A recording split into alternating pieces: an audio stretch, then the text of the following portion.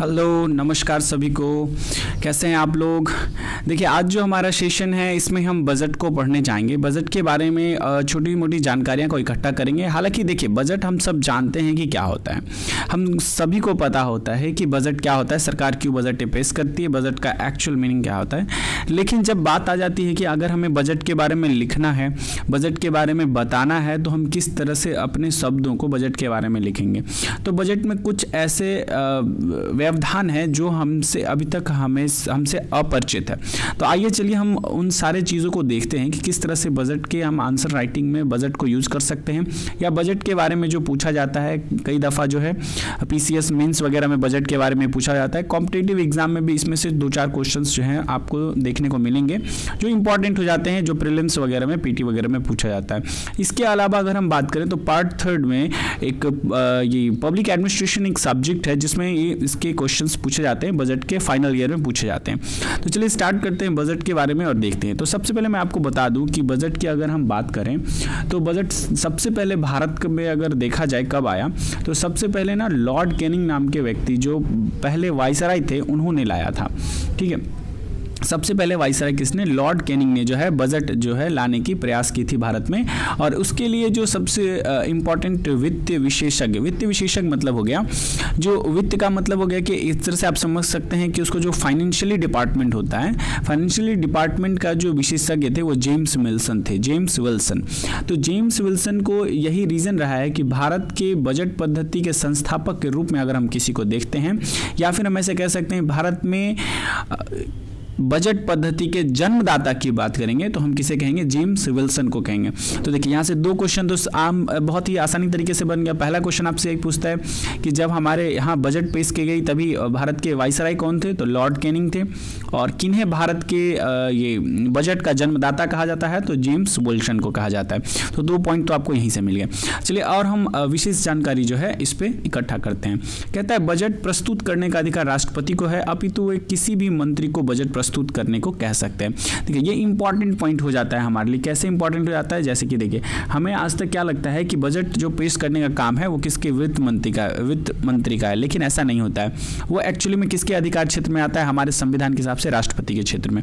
इससे पहले मैं आपको एक बात और बता दूं जो मैं शायद बताना भूल गया कि बजट को एक्चुअली में हमारे संविधान में बजट नाम का कोई शब्द है ही नहीं। बजट जो है ऐसा नाम का कोई शब्द है ही नहीं। उसके जगह पे क्या लिखा है हमारे संविधान में, वार्षिक वित्तीय विवरण लिखा हुआ है। क्या लिखा हुआ है, वार्षिक वित्तीय विवरण। ये क्वेश्चन भी कितनी बार पूछता है। ठीक है, अनुच्छेद 112 में जो है वार्षिक वित्तीय विवरण की जो है सारी जानकारियां दी गई है। अब चलिए देखते हैं। कहता है कि जो प्रस्तुत किया जाता है, बजट प्रस्तुत करने का अगर हम अधिकार क्षेत्र की बात करें तो इसमें सबसे ज्यादा अधिकार किसे है, राष्ट्रपति को।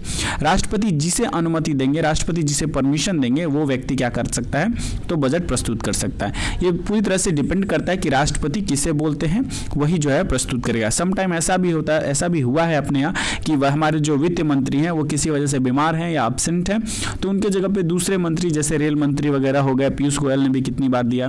तो ये सब बातें जो है हमें याद रखनी है कि जो बजट प्रस्तुत करने का अधिकार जो राष्ट्रपति के पास है। इसके बाद कहता है बजट एक वर्ष के राजस्व, आय प्राप्तियां तथा व्यय खर्च की चर्चा होती है। ये सब तो बहुत ही कॉमन बात है, हम सब जानते हैं कि जो बजट क्या होता है कि एक वर्ष में माफ़ी चाहता हूँ, क्या कहता है कि बजट क्या कहता है कि बजट का अर्थ क्या होता है कि एक वर्ष में राजस्व आय। क्या कहता है कि एक वर्ष में, मतलब आप ये इस बात को याद रखेंगे कि प्रत्येक वर्ष में ये पेश किया जाता है कि हर वर्ष में जो भी आय आती है, जो इनकम आती है गवर्नमेंट की, और उसके साथ व्यय जो एक्सपेंडिचर यानी कि खर्च होता है, इसी दोनों का जो चर्चा है वो क्या कहलाती है, बजट कहलाती है। कहता है इसे आम बजट भी कहते हैं या संधि बजट, यूनियन बजट भी कहते हैं। ये दोनों पॉइंट भी थोड़ा सा आपको याद रखना पड़ेगा क्योंकि आगे आने वाली जो बातें हैं वो इसको अलग क्लियरिफाई करेंगी। इसे क्या कहते हैं, हम आम बजट कहते हैं, और क्या कहते हैं, संधि budget, union budget, general budget और यूनियन बजट जो है हम इसे कहते हैं। कहता है कि यह वित्त मंत्री का केवल भाषण मात्र होता है, इसमें धन नहीं निकालते हैं। मतलब देखिए बजट जो होता है इसमें ऐसा हम लोग क्या मानना है कि बजट पेश हो गया तो बजट पेश का मतलब लोग समझ जाते हैं कि पैसा इतना दे दिया गया। नहीं, बजट पेश का मतलब पैसा नहीं होता। बजट पेश में सिर्फ इतना बताया जाता है कि किसी ऑर्गेनाइजेशन से कितना पैसा आना है और किसी ऑर्गेनाइजेशन में कितना पैसा खर्च किया जाने वाला है। तो देखिए हर ऑर्गेनाइजेशन का अपना अपना होता है। जैसे कि अगर हम शिक्षा की बात करें, सड़क मंत्रालय की बात करें, हर मंत्रालय अलग अलग तरीके से काम करता है। तो इस बार सड़क मंत्रालय में कितना खर्च होगा और सड़क मंत्रालय से कितना इनकम आएगा, तो ये सारी जानकारियां जो हैं ये किसमें, बजट में हमें देखने को मिलती है। जैसे कि देखिए बिहार में इलेक्शन था, तो हमारे प्रेजेंट के जो प्रधानमंत्री नरेंद्र मोदी जी ने बड़ा लंबा दिया था, इतना करोड़ रुपया यहाँ खर्च करेंगे बिहार में, वहाँ खर्च करेंगे, ऐसे करेंगे वैसे करेंगे। वो सिर्फ क्या था, एक बजट दिखा दिए कि हम इतना करेंगे, लेकिन आज तक वो कोई धनराशि हमारे बिहार में देखने को नहीं मिला। तो बजट अलग चीज़ होता है। बजट का मतलब ये नहीं होता है कि पैसा दे दिया गया, बजट के बाद काफ़ी लंबी प्रोसेस होती है पैसा को आने में। तो चलिए देखते हैं कि क्या क्या प्रोसेस है, उन सारे प्रोसेसों को हम लोग अभी समझेंगे। तो देखिए दो तरह का होता है, एक होता है आंतरिक बजट और दूसरा क्या होता है यहाँ पे, लेखानुदान। तो आंतरिक बजट और लेखा अनुदान और आम बजट अभी जस्ट मैंने आपको बताया ना, आम बजट, ये तीनों अलग हैं, स्वतंत्र हैं। देखिए कैसे कैसे। अब जैसे कि आम बजट तो आप सब समझ गए कि आम बजट में क्या होता है कि चर्चाएं की जाती है कि एक वर्ष में, किसी वर्तमान वर्ष में कितना आय होगा सरकार को और कितना खर्च होगा, व्यय होगा।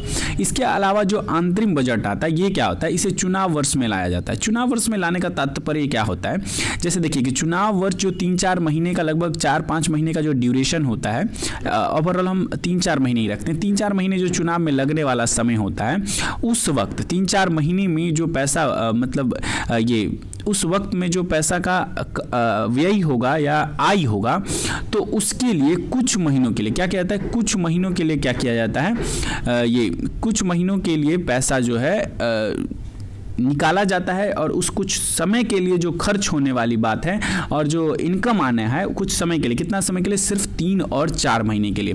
तो ऐसा कब होता है, जैसे देखिए गवर्नमेंट बहुत ज़्यादा डिस्टर्ब होता है कब, तब क्या होता है जब इलेक्शन होने वाला रहता है। अब हम सब ये बात जानते हैं कि क्या होता है, इलेक्शन के समय में क्या होती है कि गवर्नमेंट के पास इतना समय नहीं रहता है कि वो क्या कर सके, बाकी चीज़ों को भी इम्प्लीमेंट कर सके। तो इस इम्प्लीमेंटेशन को सुचारू रूप से चलाने के लिए क्या किया जाता है, आंतरिक बजट पेश किया जाता है। इस आंतरिक बजट कितने दिनों का होता है, ये कुछ महीने का ही होता है। देखिए यहाँ पे ये क्या होता है, कुछ महीनों का ही होता है, न कि पूरे वर्ष का होता है। और ये जनरली कब देखने को मिलता है, जब हमारे यहाँ क्या होता है, इलेक्शन होता है। जैसे 2014 को ले लीजिए, 19 को ले लीजिए, 24 को ले लीजिए, इसमें फिर जोड़ लीजिए 2029 को ले लीजिए, मतलब आने वाला भी समय हो गया और बीता हुआ भी समय हो गया।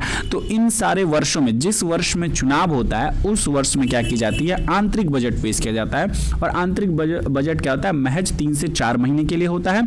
और क्या होता है इसमें, क्या होता है इसमें, आय और व्यय दोनों होता है। अब ध्यान रखेंगे, आम बजट में भी आय और व्यय दोनों होता है, आंतरिक बजट में भी आय और व्यय दोनों होता है। आम बजट में क्या होता है कि वो 1 साल के लिए होता है, वहीं अगर आंतरिक बजट की बात करें तो ये कुछ महीनों के लिए होता है। इसके बाद क्या कहता है, इसमें आय, राजस्व, व्यय दोनों की चर्चा होती है। अभी जस्ट मैंने बताया इसमें आय भी होता है और व्यय, खर्च भी होता है। इसको क्या कहते हैं, इसको मिनी बजट कहा जाता है। क्या कहता है, मिनी बजट कहा जाता है, क्योंकि ये 3-4 महीने के ही बजट को सम्मिलित करता है कि चुनाव के दौरान क्या होगा, कि कितना खर्च होगा और कितना इनकम आएगी, वो जो है आंतरिक बजट में आ जाता है। इसके बाद आता है लेखानुदान, वोट ऑन अकाउंट बोलते हैं इसको, ठीक है। देखिए ये मतलब जस्ट आंतरिक के ही जैसा है। इसको भी क्या किया जाता है कि चुनाव के वर्ष में ही लाया जाता है। कब लाया जाता है, चुनाव के वर्ष में लाया जाता है। अब याद रखेंगे, ये पॉइंट बाय पॉइंट आपको लिखना है अपने एग्जामिनेशन में। आप ऐसे डिवाइड करके नहीं लिखकर आप क्या कर सकते हैं, आप पॉइंट बाय पॉइंट लिख सकते हैं। मतलब आप ऐसे डिवाइड करके मत लिखिएगा, आप लिखिएगा आंतरिक बजट और उसमें सारे पॉइंट्स लिखिएगा, फिर नीचे लिखिएगा लेखानुदान, उसके नीचे सारे पॉइंट्स लिखेंगे, ताकि क्या हो, ज़्यादा अच्छा भी दिखे और आपका पेज भी ज़्यादा कंप्लीट हो। आप आंसर राइटिंग में थोड़ा सा अपना बेहतर प्रदर्शन भी दिखा सकते हैं वैसे लिखने पर। अब देखिए लेखानुदान, वोट ऑन अकाउंट क्या होता है, कहता है इसे चुनावी वर्ष में लाया जाता है। देखिए इसे भी हम आंतरिक बजट को भी कब लाते थे, तो चुनाव के समय लाते थे। और अगर हम लेखानुदान की बात करें तो लेखानुदान भी कब लाया जाता था, ये चुनावी वर्ष में लाया जाता है। अब कहता है कुछ महीने के लिए होता है, न कि पूरे वर्ष के लिए। देखिए आंतरिक अनुदान में भी क्या होता है, लेखानुदान में भी क्या होता है, आंतरिक बजट की तरह कुछ महीनों के लिए ही लाया जाता है और चुनाव के समय ही लाया जाता है। तो फिर अब आपके दिमाग में आ रहा होगा भाई तो डिफरेंस क्या है आंतरिक और लेखानुदान में, तो मैं आपको बताता हूँ। डिफरेंस एक्चुअली में ये है कि इसमें सिर्फ और सिर्फ क्या होता है, खर्च का जिक्र होता है। किसका होता है, व्यय का, व्यय की बात की जाती है। इसमें केवल व्यय की चर्चा होती है। That is called what, that is called लेखानुदान, ठीक है। लेखानुदान में क्या होता है, सिर्फ व्यय। जैसे देखिए क्या होता है ना कि गवर्नमेंट के पास इतना समय नहीं होता है या बहुत ज़्यादा इंगेज हो जाते हैं, उनके पास इतना समय नहीं होता है कि वो क्या करेंगे कि एक बजट जैसा बनाएंगे, उसमें 3-4 महीने का आय दिखाएंगे, व्यय दिखाएंगे, फिर ये पेश करेंगे, लोकसभा राज्यसभा पास करेगी, तब जाके पैसा आएगा। इसमें बहुत ज़्यादा समय लग जाता है। और देखिए कि इलेक्शन के समय सारी सरकारें जो होती हैं, हमारी गवर्नमेंट जो होती है, गवर्नमेंट बॉडीज जो होती हैं, इलेक्शन में लग जाती हैं। तो फिर सोचिए न्यायपालिका का पैसा रुक जाएगा, सरकार में रेलवे के पैसे रुक जाएंगे, जो कर्मचारी काम कर रहे हैं उनके शिक्षकों के पैसे रुक जाएंगे। तो इस तरह से सिस्टम जो है ना सुचारू रूप से नहीं चल पाएगा। इसलिए सिस्टम को सुचारू रूप से चलाने के लिए तत्काल क्या किया जाता है, लेखा अनुदान का प्रयोग करके क्या किया जाता है, सिर्फ और सिर्फ क्या किया जाता है, उसमें व्यय किया जाता है। क्या होता है, व्यय की जानकारी दी जाती है कि हमें इतने पैसे की जरूरत है, अगर हमको नहीं मिलेगा तो इसका फलाना सैलरी रुक जाएगा, इसका ये रुक जाएगा, उसका वो रुक जाएगा। तो क्या होता है, इसमें क्या किया जाता है, सिर्फ और सिर्फ व्यय के बारे में बताया जाता है और पैसे निकाल लिए जाते हैं। ठीक है, इसकी चर्चा अगर हम बात करें तो कहाँ है, अनुच्छेद 116 में। और इसमें सबसे इंपॉर्टेंट कुछ है तो विनियोग विधेयक है। विनियोग विधेयक अभी जस्ट मैं आपको आगे पूरे डिटेल में बताऊंगा। फिलहाल आप इतना समझिए कि विनियोग विधेयक की आवश्यकता मतलब इसमें नहीं होती है। और इस वाले की अगर हम बात करें किसकी, आंतरिक बजट की बात करें तो आंतरिक बजट, आम बजट, कौन सा, ये आम बजट, ये आंतरिक बजट। देखिए यहाँ पे एक सेकंड, ये हो गया आपका आम बजट जो मैंने अभी जस्ट बताया। आम बजट की बात करें या फिर हम आंतरिक बजट की बात करें तो इस दोनों में क्या होता है, विनियोग लगता है, विनियोग प्रक्रिया लगता है। मैं विनियोग आपको बहुत डिटेल में बताता हूँ, विनियोग प्रक्रिया लगता है। वहीं अगर हम किसकी बात करें, वहीं अगर हम लेखा अनुदान की बात करें तो इसमें क्या होता है, विनियोग नहीं लगता है। अब जैसे मैं आपको एक छोटा सा एग्जाम्पल बताता हूँ। जैसे कि मान लीजिए कि हमारा कोई एक ऑर्गेनाइजेशन है, हम क्या मान लेते हैं कि हमारा एक कोई ऑर्गेनाइजेशन है। अब इस ऑर्गेनाइजेशन में जो जिसको आपने रखा है, जैसे कि एक मैनेजर होता है, कोई मैनेजर होता है, या फिर एक छोटा सा शॉप है। इसमें क्या होता है कि जैसे कोई मैनेजर है तो मैनेजर आपके पूरे दिन का आने वाला इनकम और व्यय को देखता है ना, आपके आने वाले पूरे दिन का इनकम कितना है और एक्सपेंडिचर कितना है, ये पूरी बात को वो जानकारी रखता है। और एट लास्ट जब डे ऑफ होने लगता है, दिन खत्म होने लग जाती है, तो क्या किया जाता है कि दिन खत्म होने के समय, क्या हो गया इसको, इट्स ओके लीव इट। क्या होता है कि दिन खत्म होने के समय वो मैनेजर क्या करता है, आपको पूरे दिन में होने वाले एक्सपेंडिचर और होने वाले जो है इनकम के बारे में आपको जानकारी देता है। तो जैसे कि एक स्टाफ क्या किया कि पूरे दिन का जानकारी दे दिया, तो वो क्या हो गया, आम बजट हो गया। लेकिन वही स्टाफ को अगर कोई इमरजेंसी आ गया और वो घर से कोई कॉल आ गया या घर में कोई मेंबर आ गया तो क्या कहेगा कि सर आज हमको थोड़ा जल्दी छुट्टी दे दीजिए क्योंकि आज हमारे घर में जो है मेंबर आ गया। तो चलिए ठीक है, अब वो 2 बजे अगर दिन में जाना है तो 2 बजे ही आपको दे देगा कि क्या करेगा, आपको 2 बजे ही सारा डिटेल दे देगा, कितना एक्सपेंडिचर हुआ, कितना जो है इनकम हुआ, आय कितना हुआ, व्यय कितना हुआ, ये दोनों बात आपको बताकर चला जाएगा। तो देखिए ये आधा समय के लिए हुआ। तो जब कम समय के लिए होगा तो हम क्या कहेंगे, उसे आंतरिक बजट कहेंगे। ठीक है, अब देखिए अब एक दिन ऐसा हुआ कि उसी स्टाफ को कोई ज्यादा इमरजेंसी हो गया, अचानक से कोई हॉस्पिटल में हो गया या फिर कोई छोटा सा मामूली सा एक्सीडेंट हो गया, उसे फोन आया और रेंडमली उसे जाना पड़ेगा। तो वो क्या करेगा, वो अपने ऑनर को बोलेगा कि देखिए ऐसा ऐसा इमरजेंसी हो गया है और आपका जो आज का इनकम है या फिर आपका जो इनकम था अभी तक उसमें से हमको 2000 रुपए आप जल्दी से दे दीजिए, या हम 2000 रुपए इसमें से ले लेते हैं, अभी हमको जरूरी है घर जल्दी पहुंचना है। तो बिना किसी बात को बताए, बिना कुछ किए क्या करता है, सिर्फ और सिर्फ खर्च के पैसे लेकर निकल जाता है। तो इस तरह के सिचुएशन को क्या कहते हैं हम, इस तरह के सिचुएशन को लेखा अनुदान कहते हैं। तो तीनों एग्जाम्पल जो आपको इसी स्टाफ के काम से समझ में आएगा, मैनेजर के काम से, कि आम बजट क्या है, आंतरिक बजट क्या है और लेखा अनुदान क्या है। चलिए अब हम आगे देखते हैं कुछ बातें। जैसे कि 111 में अभी मैंने बताया, 112 में अभी मैंने आपको बताया क्या होता है, इसमें बजट भाषण दिया जाता है। सिर्फ भाषण ही होता है वो कि इतना आय आएगा, इतना व्यय करेंगे, इस राज्य को इतना पैसा देंगे, इस मंत्रालय को इतना पैसा देंगे, यहाँ एयरपोर्ट बनाने के लिए इतना पैसा देंगे, वहाँ नेशनल हाईवे बनाएंगे, ये करेंगे, फलाना करेंगे, ढिमकाना करेंगे। जो भी बातें मतलब पैसा जो निकालने के लिए, अपने जो गवर्नमेंट से पैसा लेने के लिए जो भी बातें रखी जाती है, अपने जैसे सरकार बोलती है ना, ये डेवलपमेंट करेंगे, वो डेवलपमेंट करेंगे, ये सिस्टम लाएंगे, वो सिस्टम लाएंगे, तो उसमें तो पैसे खर्च होंगे ना। तो पैसे जो खर्च होंगे उसको एक बजट के रूप में पेश किया जाता है। किसमें, सांसद में। सांसद बोले तो दोनों आप समझ जाएंगे, कौन सा, लोकसभा और राज्यसभा। ठीक है, चलिए अब हम आगे देखते हैं क्या होता है। अनुच्छेद 113, अनुच्छेद 113 में क्या होता है, इसमें प्राक्कलन होता है। प्राक्कलन यानी कि अनुदान मांग होता है। यहाँ पे अब आपको ओवरऑल अमाउंट लिख के देना होता है। जैसे कि आपने कहा कि हम एक सड़क बनाना चाहते हैं कन्याकुमारी से लेकर और मान लिया कि आप कश्मीर तक बनाना चाहते हैं, कन्याकुमारी से कश्मीर बनाना चाहते हैं। तो अब गवर्नमेंट क्या करेगी, उस कन्याकुमारी से कश्मीर तक होने वाले सड़क बनाने में होने वाले खर्चे को पूरा एक विवरण बना के देगी, एक प्राक्कलन करेगी, एक अनुमान लगाएगी कितने पैसे खर्च होंगे और क्या करती है, और उस प्राक्कलन को पेश करती है कि इतना पैसा मेरा खर्च हो सकता है, अनुच्छेद 113 में। तो देखिए प्राक्कलन में जो अमाउंट गवर्नमेंट के द्वारा लिख दिया जाता है कि हमें इस काम को करने में इतने पैसे खर्च होंगे, तो क्या किया जाता है, उतने ही पैसे का क्या किया जाता है, गवर्नमेंट जो है उसे देने का काम करती है। उसमें से ना तो 1 रुपये ज़्यादा ना 1 रुपये कम होगा। प्राक्कलन में जो अमाउंट जिस मंत्रालय द्वारा जिस डेवलपमेंट के लिए लिख दिया जाता है उसमें जो अमाउंट दिखा दिए जाते हैं लिस्ट में, उतना ही रुपया हमेशा क्या होता है, निकाले जाते हैं। बात समझ में आए? जैसे सभी मंत्रालय द्वारा कितने कौन कौन से मंत्रालय, देखिए रक्षा मंत्रालय में बहुत जितने भी मंत्रालय आते हैं, रक्षा मंत्रालय, शिक्षा मंत्रालय, कुछ एग्जाम्पल मैंने लिख दिया। स्वास्थ्य मंत्रालय, जैसे स्वास्थ्य मंत्रालय ने देखा कि कोरोना की वजह से क्या हो गया, सिचुएशन भारत का काफी खराब था, तो उन्होंने यही सोचा होगा क्यों ना हम बेहतर एक सिस्टम बनाएं, और उस सिस्टम के लिए क्या करेंगे, खर्च करना पड़ेगा, बड़े बड़े हॉस्पिटल बनाने पड़ेंगे, उसमें डॉक्टर्स को रखने होंगे। तो इन सारी तमाम चीज़ों के लिए जो उनको खर्च आने वाला है पूरे सालाना, तो इस बात को वो अपने बजट में पूरे लिस्ट बाइज लिस्ट बनाकर क्या करते हैं, दे देते हैं। तो ये बात आपको समझ में आ गया। प्राक्कलन बहुत ही महत्वपूर्ण है। प्राक्कलन में जो अमाउंट लिख दिया गया उसको अब चेंज नहीं किया जा सकता और उतना ही अमाउंट उसको दिया जाएगा।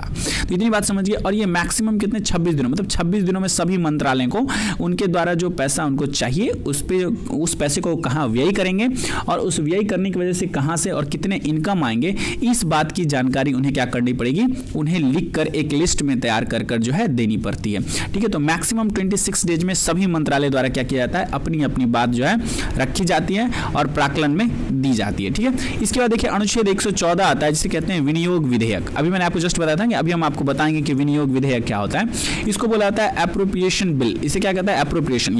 ये बिल बहुत इंपॉर्टेंट है।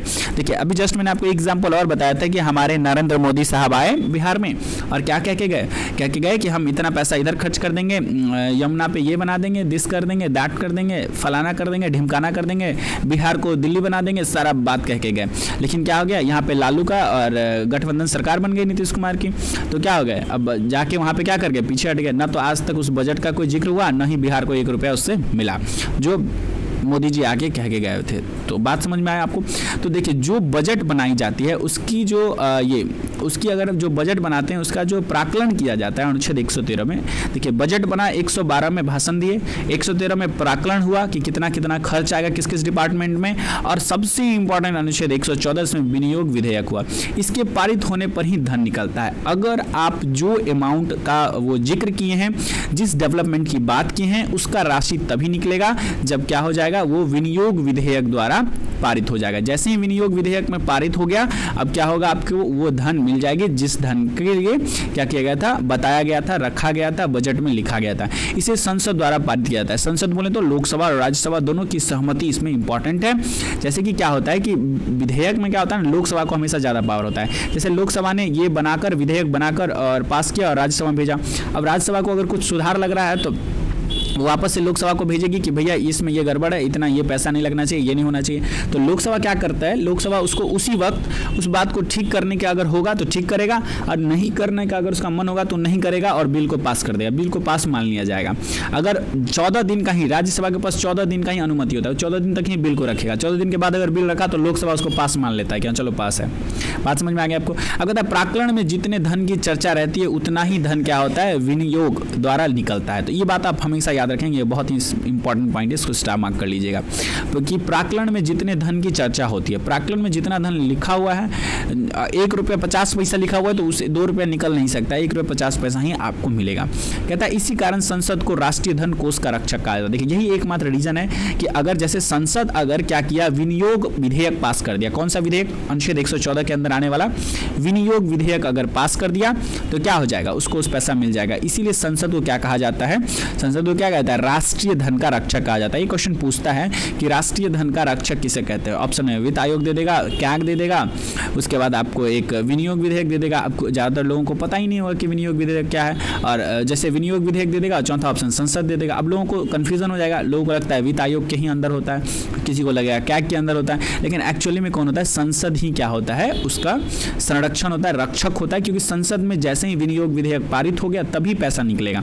ऐसा नहीं होता कि पैसा अपने मन से निकल जाता है। ठीक है, अब जैसे देखिए कुछ क्या होता है कि जरूरी नहीं ना है। जैसे कि देखिए क्या होता है, कोई प्रोजेक्ट आता है और उस प्रोजेक्ट को पूरा करने में क्या होता है, बहुत ही विलंब लग जाता है। जैसे देखिए अब कोई प्रोजेक्ट आया, जैसे कि कोई सड़क बनाना है कन्याकुमारी से लेकर, फिर से हम एग्जांपल ले लेते हैं, कन्याकुमारी से लेकर कश्मीर बनाना है, या ऐसे ले लेते हैं ना, गुजरात से लेकर कोलकाता तक बनाना है, चलिए, या अमृतसर से दिल्ली बनाना है। अमृतसर से दिल्ली हालांकि रास्ता बना हुआ है, लेकिन मान लीजिए ऐसा कोई प्रोजेक्ट आता है तो क्या होता है, इस प्रोजेक्ट में जैसे ऐसा तो नहीं होता है कि प्रोजेक्ट आया, पैसा पास हुआ, ये विनियोग विधेयक पास हो गया, विनियोग विधेयक एक पास होने के बाद ऐसे कोई आया जादू ही कर दिया, यहाँ से यहाँ तक रास्ता बन गया, ऐसा तो नहीं होता है। रास्ता को बनने में समय लगता है, और एक एक रास्ते को बनने में कभी कभी 10 साल, कभी कभी 50 साल ऐसे भी लग जाते हैं। नॉट 50 साल, एग्जाम्पल के तौर पे कह रहा हूँ कि 10 साल, 12 साल, 15 साल तो लग ही जाते हैं कॉमनली बड़े बड़े रास्तों को बनाने में। तो अब देखिए कि जहाँ 15 साल 20 साल लगेगा तो क्या महंगाई नहीं बढ़ेगा 15 साल 20 साल में? आज जो हम बजट पेश कर रहे हैं तो हम आज के हिसाब से कर रहे हैं ना, आज के महंगाई के अकॉर्डिंग कर रहे हैं, लेकिन उस सड़क को बनने में 10 साल लगेगा। तो हो सकता है अंतिम साल तक 9 साल या 8 साल तक क्या हो जाएगा, पैसे खत्म हो जाएंगे। तब क्या किया जाएगा? तब पैसा कहाँ से आएगा? क्योंकि अभी गवर्नमेंट ने साफ साफ कह दिया, क्या कह दिया कि विनियोग विधेयक में जो धन लिखे होंगे, सॉरी प्राक्कलन में जो धन कहा गया होगा वही विनियोग विधेयक में पास होगा। तो अगर सारे अमाउंट खत्म हो गए तो क्या रास्ता आधे पे रह जाएगा? क्या प्रोजेक्ट आधे पे रह जाएगा? नहीं रहेगा। वहां के लिए क्या हुआ, एक प्रावधान और जोड़ा गया, अनुच्छेद 115। इसमें क्या होता है, अतिरिक्त अनुपूरक। कहता है किसी परियोजना के लिए निकाला गया धन अगर घट जाता है तो एक्स्ट्रा धन के लिए अतिरिक्त विधेयक पारित किया जाता है। बात समझ में आई? क्या होता है, अतिरिक्त जो है पैसे के लिए, मतलब और भी अगर उस प्रोजेक्ट को पूरा करने के लिए पैसे की जरूरत है तो अनुच्छेद 115 के तहत अतिरिक्त अनुपूरक के तहत क्या किया जाता है, उन्हें और फंडिंग की जाती है पैसे की। इसमें जैसे कि देखिए क्या होता है, अगर हम बात करें, ये थे ना अटल साहब थे अपने यहाँ, तो यहाँ पे बन रहा था अपने पटना के दीघा में पुल बन रहा था जो डबल ओवर ब्रिज है, ठीक है, जिससे डबल ओवर ब्रिज है, एक ऊपर से नीचे से रेलवे, ऊपर से जो नॉर्मल व्हीकल के लिए होता है। तो वहाँ क्या हुआ कि ये लगभग 2018 की घटना है, 10 या 18, 10 के आसपास है, बस आप एग्जाम्पल तौर पर समझ लीजिए कि ये बन रहा था। और इसमें जो भी प्रांकलन अमाउंट निकले थे उस अमाउंट में आधा ही पुल बना, और काफ़ी समय लगने की वजह से क्या हो गया कि अब आधा पुल बनने से रह गया। उसके बाद कांग्रेस आ गई, कांग्रेस ने ज़्यादा ध्यान नहीं दिया। जब वापस से बीजेपी की सरकार आई तो बीजेपी ने पूछा कि भाई ये पुल आधा बन के क्यों रखा हुआ है, मोदी ने पूछा तो बताया गया कि ऐसे ऐसे बात है। तो क्या किया गया, मोदी तुरंत गए संसद में बैठे और अतिरिक्त अनुपूरक के लिए अमाउंट उनसे रिलीज किया, और उस फंड से क्या किया, पूरे पुल का निर्माण कर दिया गया। आज दीघा पुल के बारे में हम सब जानते हैं पटना में, है कि नहीं? चलिए, तो ये बातें जो है ना, इस तरह से हम समझ सकते हैं कि अतिरिक्त अनुपूरक का क्या काम होता है। जब भी कोई अमाउंट घट जाता है तो क्या किया जाता है कि अतिरिक्त अनुपूरक अमाउंट के तहत उस फंड को पर्याप्त पूरा किया जाता है।